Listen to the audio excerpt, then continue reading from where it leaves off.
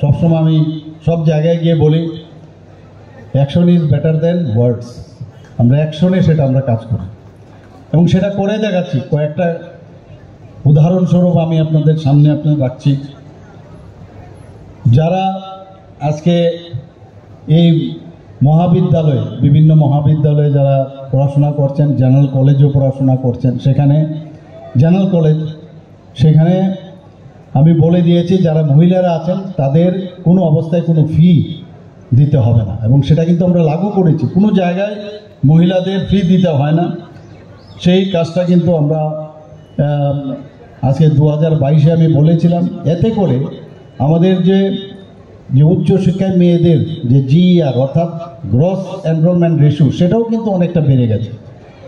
আমরা চাই যে, আমরা সবসময় বলি বেটি বাঁচাও বেটি পড়াও, মাননীয় প্রধানমন্ত্রীজি যে স্লোগান দিয়েছেন, শুধু স্লোগান নয়, সেটা কিন্তু আমরা কাজেও দেখাচ্ছি।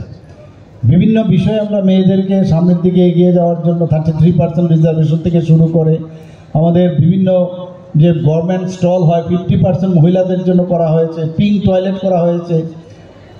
তো মানে যদি আমি বলি শেষ করা যাবে না, মহিলাদেরকে সামনের দিকে যাতে তারা এগিয়ে যেতে পারে সেই কাজটা আমরা করি।